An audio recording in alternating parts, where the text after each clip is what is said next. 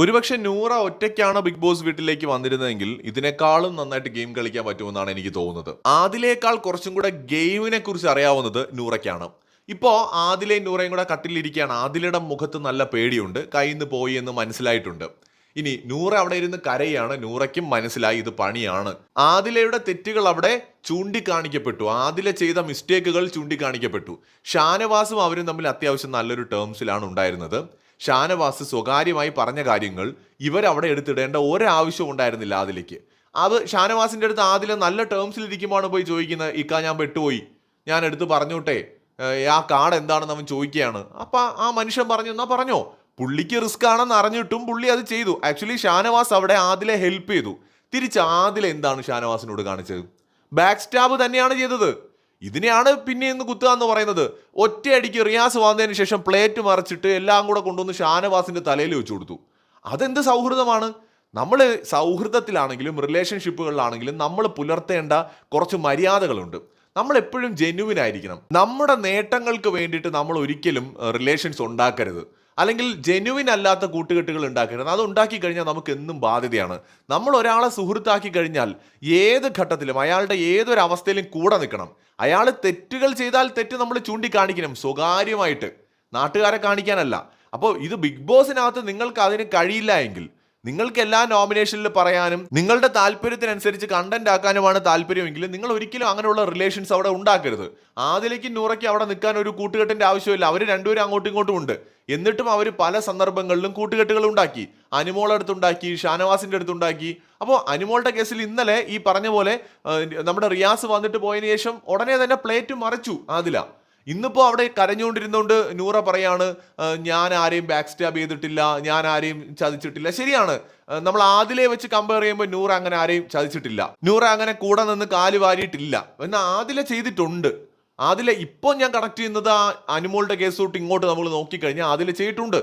അന്ന് പെട്ടെന്ന് കാല് മാറി. അത് അനുമോള് കുറച്ച് ദിവസം പിണങ്ങി നടക്കുകയും അനുമോൾ അത് തുറന്നു പറയുകയൊക്കെ ചെയ്തു. എന്നിട്ട് ആദില ശരിയായോ? ഞാൻ പലപ്പോഴും ശ്രദ്ധിച്ചിട്ടുണ്ട്, എന്തെങ്കിലും ഒരു വഴക്ക് നടക്കുന്ന സമയത്ത് ഈ ശൈത്യയുടെ ഒരു സ്വഭാവം കാണിക്കും ഈ ആദിലയും. അതായത് കൂട്ടുകാരാണ്, വേറെ രണ്ടുപേരും അനുമോളും തമ്മിൽ ഫൈറ്റ് നടക്കുകയാണ്. അപ്പൊ അനുമോൾ എന്തെങ്കിലും ഒരു ഡയലോഗ് പറയുകയാണെങ്കിൽ ഉടനെ ആദില പോയിട്ട് പറയും, അല്ല നീ അങ്ങനെ പറഞ്ഞല്ലോ, നീ പിന്നെ എന്തിപ്പോ അങ്ങനെ സംസാരിക്കുന്നത്? അതായത് ഒരു ഫ്രണ്ട് ചെയ്യാൻ പാടില്ലാത്ത കാര്യം. ഒരു വഴക്ക് നടക്കുന്ന സമയത്ത് നമ്മൾ നമ്മുടെ സുഹൃത്തിനെ പ്രൊട്ടക്ട് ചെയ്യാനല്ലേ ശ്രമിക്കുള്ളൂ. ഇവിടെ സൗഹൃദത്തിന്റെ ഒരാവശ്യമില്ല ആദിലേക്ക്. എന്തായാലും ഉണ്ടാക്കി. ആ ഉണ്ടാക്കുന്ന സൗഹൃദത്തോട് നമ്മൾ നീതി പുലർത്തണം. ഇല്ലെങ്കിൽ ആ പണിക്ക് പോകരുത്. ഇത് മറ്റുള്ളവരുടെ കൂടെ നിന്നിട്ട് അനുമോളെ കുറ്റപ്പെടുത്തും. ഇപ്പോ ഷാനവാസിന്റെ കേസിലും അങ്ങനെയാണ്. റിയാസ് വന്ന് ഷാനവാസിനെതിരെ തിരിഞ്ഞപ്പോൾ എന്ത് ചെയ്തു? റിയാസിന്റെ കൂടെ നിന്നിട്ട് ഇത്രയും ദിവസം, റിയാസ് ഇന്നലെ വന്നതേ ഉള്ളൂ, ഇത്രയും ദിവസം ഇവരോടൊപ്പം നിന്ന ഷാനവാസിന് എഗെയിൻസ്റ്റ് പോയി. അപ്പൊ അതെത്ര മോശമാണ്. ഷാനവാസ് ഒരു മനുഷ്യനല്ലേ, അയാൾക്ക് ഫീൽ ചെയ്യത്തില്ലേ? അയാൾ പറയുന്നുണ്ട്, ഞാൻ എൻ്റെ ഹൃദയത്തിലാണ് നിങ്ങൾക്ക് സ്ഥാനം തന്നിരുന്നതെന്ന്. കാരണം പുള്ളിക്കും ഉണ്ട് മക്കളൊക്കെ. അതിനേക്കാളും ഒരു 4-5 വയസ്സ് ചിലപ്പോൾ കൂടുതൽ കാണും ഈ പിള്ളേർക്ക്. അത്രയല്ലേ ഉള്ളൂ.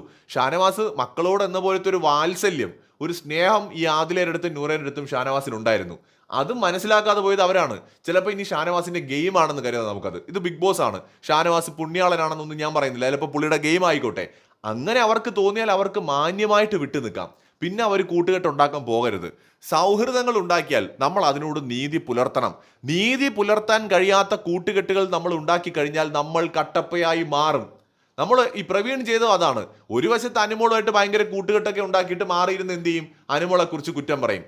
അപ്പൊ പിന്നെ ആ ഒരു ഫ്രണ്ട്ഷിപ്പിന് എന്ത് ക്രെഡിബിലിറ്റി ആണുള്ളത്? അനുമോളുടെ എതിരെ നിന്ന് ഗെയിം കളിക്കുന്ന ആൾക്കാരോട് തോന്നാത്ത ഒരു ദേഷ്യം കൂടെ നിന്ന് കാലുവാരുന്നവരോട് കാണുന്ന പ്രേക്ഷകർക്ക് തോന്നും.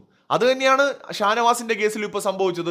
ഷാനവാസിന്റെ കൂടെ നിന്നിട്ട് കാലുവാരരുത്, അല്ലെങ്കിൽ അതിനൊരു വാലിഡ് റീസൺ വേണം.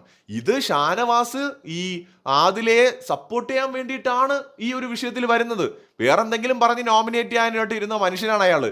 അയാളെടുത്ത് പോയി ഈ വിഷയം എടുത്തിട്ടു. ആദിലയ്ക്ക് ഒരു സപ്പോർട്ടിനായിട്ടാണ് ഷാനവാസും വന്ന് നെവിനെ നോമിനേറ്റ് ചെയ്യുന്നത് ഈ ഒരു വിഷയം പറഞ്ഞിട്ട്. അപ്പൊ നമ്മൾ അത് ഇവരാരും മനസ്സിലാക്കിയില്ല. ഇപ്പോ നൂറ പറയാണ്, എന്നെ വീട്ടിൽ കയറ്റാൻ കൊള്ളില്ല എന്ന് പറഞ്ഞ് ലക്ഷ്മിയുടെ അടുത്ത് പോലും ഞാനൊന്നും മനസ്സിൽ വെക്കാതെ ഞാൻ അങ്ങോട്ട് പോയി സംസാരിച്ചിട്ടുണ്ട്. എത്രയൊക്കെ വേദനിപ്പിച്ചാലും ഇനിയിപ്പോൾ നാളെ ഷാനവാസ് ഇക്കേരുടെ അടുത്താണെങ്കിലും അക്ബർ ഇക്കേരുടെ അടുത്താണെങ്കിലും അവർ വന്ന് എൻ്റെ അടുത്ത് എന്തെങ്കിലും ചോദിച്ചാൽ ഞാൻ അതൊക്കെ മറന്നിട്ട് ഞാൻ അവരോട് സംസാരിക്കും. അത് ക്വാളിറ്റിയാണ് നൂറ, അതൊരു നല്ല ക്വാളിറ്റിയാണ്. അത് കാണുമ്പോഴാണ് എനിക്ക് തോന്നുന്നത് ആദില സത്യത്തിൽ അവിടെ നൂറയുടെ ഗെയിമിന് ഒരു തടസ്സമാണെന്ന്. ആദില എന്ന് പറയുന്നത് ഞാൻ മനസ്സിലാക്കുന്നിടത്തോളം നൂറയുടെ അടുത്ത് ഇപ്പോൾ സ്നേഹത്തിന്റെ കാര്യത്തിൽ ഭയങ്കര ജെന്യൂനാണ്. നൂറയ്ക്കൊരു പോറൽ അന്നൊരു ടാസ്കിൽ പറ്റിയപ്പോൾ ആദില കാണിച്ച വെപ്രാളം ഞാൻ കണ്ടതാണ്. ആദിലയ്ക്ക് നൂറയോട് 100% ആത്മാർത്ഥതയും സ്നേഹവും ഒക്കെ ഉണ്ട്. പക്ഷെ പലപ്പോഴും ആർക്ക് വേണമെങ്കിലും ഇൻഫ്ലുവൻസ് ചെയ്യാൻ പറ്റുന്ന, പെട്ടെന്ന് സ്വാധീനിക്കാൻ കഴിയുന്ന ഒരാളാണ് ആദിലെന്ന് എനിക്ക് തോന്നിയിട്ടുണ്ട്. ഇപ്പൊ അനുമോളെ വിളിച്ചിരുത്തി ഒരു അരമണിക്കൂർ സംസാരിച്ച് അനുമോളുടെ ആളായിട്ട് മാറും. അക്ബർ വിളിച്ചിരുത്തി സംസാരിച്ച അക്ബറിന്റെ ആളായിട്ട് മാറും. ഷാനവാസ് വിളിച്ചിരുത്തി സംസാരിച്ച ഷാനവാസിന്റെ ആളായിട്ട് മാറും. റിയാസ് അലിയും വന്നിരുന്ന് സംസാരിച്ച റിയാസിന്റെ ആളായിട്ട് മാറും. ബിഗ് ബോസിനകത്ത് നമുക്ക് സ്വന്തം നിലപാട് വേണം. മറ്റുള്ളവരുടെ വാക്കുകളിൽ നമ്മൾ സ്വാധീനിക്കപ്പെടരുത്. കേൾക്കാം, മറ്റുള്ളവർ പറയുന്നത് കേട്ടിട്ട് നമ്മൾ സ്വയം വിലയിരുത്തണം. നമ്മുടെ നിലപാടായിരിക്കും അവിടെ പറയേണ്ടത്. റിയാസ് സലീമിന്റെയോ അനുമോളുടെയോ ഷാനവാസിന്റെയോ അല്ല, നമ്മുടെ നിലപാട് പറയണം. ആ കാര്യത്തിൽ ആദില പലപ്പോഴും വീക്കായതായിട്ട് എനിക്ക് തോന്നിയിട്ടുണ്ട്. എന്നാൽ നൂറ ഈ കാര്യത്തിൽ ആദിലേക്കാൾ ഫാർ ബെറ്റർ ആണ്. നൂറയ്ക്ക് കുറച്ചും കൂടി എന്ത് ചെയ്യാൻ പറ്റും, ഈ വിഷയത്തിൽ ഗെയിമിനെ മനസ്സിലാക്കാൻ പറ്റും. എന്നാൽ പല സന്ദർഭങ്ങളിലും നൂറ ആദിലെ സപ്പോർട്ട് ചെയ്യുന്നതിന്റെ ഒരു റീസൺ അവർ ലൈഫ് പാർട്ട്നേഴ്സ് ആണ്. കേവലം ബിഗ് ബോസിൽ വന്നുണ്ടായ കൂട്ടുകെട്ടല്ല, ഒന്നിച്ച് ജീവിക്കാൻ അവരുടെ ലൈഫ് തിരഞ്ഞെടുത്ത രണ്ടുപേരാണ്. അപ്പൊ അതുകൊണ്ട് തന്നെ സ്വാഭാവികമായിട്ടും അവരെന്ത് ചെയ്യും, അവരങ്ങോട്ടും ഇങ്ങോട്ടും സപ്പോർട്ട് ചെയ്യും. ആദില കുറെ കൂടെ എക്സ്പ്രസീവ് ആണ്, ദേഷ്യമാണെങ്കിലും പ്രകടിപ്പിക്കും. ആദിലയ്ക്ക് ഒരു പക്ഷെ അവർ അനുഭവിച്ചിട്ടുള്ള അവരുടെ ജീവിതത്തിൽ പലപ്പോഴായിട്ടുണ്ടായിട്ടുള്ള ഏതെങ്കിലും വേദനകളോ സംഘർഷങ്ങളോ കൊണ്ടായിരിക്കാം. ഇപ്പൊ അനീഷിന്റെ അടുത്ത് ഉൾപ്പെടെ ആദില പെരുമാറുന്ന ഒരു രീതിയുണ്ട്, ഭയങ്കര റൂഡായിട്ട് ഹാർഷായിട്ട് പെരുമാറുന്ന ഒരാളാണ്. അത് പൊതുവേ നമുക്ക് കാണാൻ വലിയ താല്പര്യമുള്ളൊരു കേസ് അല്ല.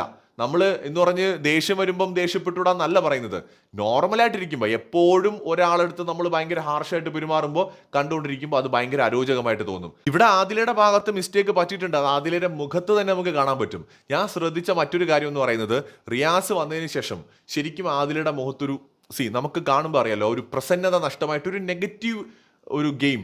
അതായത് ഞാൻ റിയാസിനെ കുറ്റം പറയുന്നതല്ല, ഞാൻ പലർക്കും തോന്നാം എനിക്ക് റിയാസിന്റെ അടുത്ത് എന്തെങ്കിലും ദേഷ്യം ഉണ്ടായിട്ട്. അങ്ങനെ അല്ല. റിയാസിന്റെ ഒരു ഗെയിം നെഗറ്റീവ് ഗെയിം ആണ്. ആരൊക്കെ അത് അങ്ങനെ അല്ലെന്ന് പറഞ്ഞാലും സത്യമല്ലാതാവില്ല. റിയാസിന്റെ ഇതൊരു നെഗറ്റീവ് ഗെയിമാണ്. അപ്പോൾ റിയാസ് ആരെങ്കിലും സ്വാധീനിക്കുകയാണെങ്കിൽ അവരിലേക്ക് സ്പ്രെഡ് ചെയ്യുന്നതും അങ്ങനത്തെ ഒരു ഗെയിം ആയിരിക്കും. അപ്പൊ ഇവിടെ അത് തന്നെയാണ് ആദിലയുടെ കാര്യത്തിൽ ഉണ്ടായിരിക്കുന്നത്. ഇന്നിപ്പോ നൂറ ഇരുന്ന് കരയുന്നത് മിക്കവാറും ആദിലെ ഓർത്തിട്ടായിരിക്കും. എനിക്ക് തോന്നുന്നു ആദിലേക്ക് ഇനി ഒരുപാട് ദിവസം ബിഗ് ബോസ് വീട്ടിൽ സർവൈവ് ചെയ്യാൻ കഴിയുമെന്ന് എനിക്ക് തോന്നുന്നില്ല. മാത്രമല്ല ആദില പുറത്തു പോവുകയാണെങ്കിൽ ചിലപ്പോൾ നൂറയുടെ ഗെയിം ഇനിയും മെച്ചപ്പെടാൻ സാധ്യതയുണ്ട്. ടോപ്പ് 5 വരെ എത്താൻ സാധ്യതയുള്ള ഒരു കണ്ടസ്റ്റന്റ് ആണ് നൂറ. കാരണം നൂറയ്ക്ക് ഗെയിമിനെ കുറിച്ച് നന്നായിട്ട് അറിയാം. ഒറ്റയ്ക്ക് ഗെയിം കളിക്കാനുള്ള കപ്പാസിറ്റി ഉണ്ട്. ഇവിടെ ആദില ചെയ്യുന്ന തെറ്റുകളുടെ കൂടി ഫലം നമ്മുടെ നൂറ കൂടി അനുഭവിക്കേണ്ടി വരും. ആദില തുടക്കത്തിൽ നൂറേക്കാൾ അടിപൊളി പ്ലെയർ ആയിരുന്നു, നൂറേക്കാൾ സൂപ്പർ പ്ലെയർ ആയിരുന്നു. ഭയങ്കര നൈസായിട്ട് തഗ് അടിക്കുന്ന എനിക്ക് ഭയങ്കര ഇഷ്ടമുള്ള ഒരു ഗെയിമർ ആയിരുന്നു. ഞാൻ സപ്പോർട്ട് ചെയ്ത് ഒരുപാട് വീഡിയോസ് ചെയ്തിട്ടുണ്ട്, പ്രേക്ഷകർക്ക് അറിയാം. ആദിലയുടെ തഗ്ഗുകളും വളരെ സ്പോണ്ടേനിയസ് ആയിട്ട് പ്രതികരിക്കാനുള്ള കഴിവും ഒക്കെ നമുക്ക് ഭയങ്കര ഇൻട്രസ്റ്റിംഗ് ആയി തോന്നിയതാണ്. പക്ഷെ പതിയെ ആദിലയുടെ ഗെയിം താഴേക്ക് പോയി.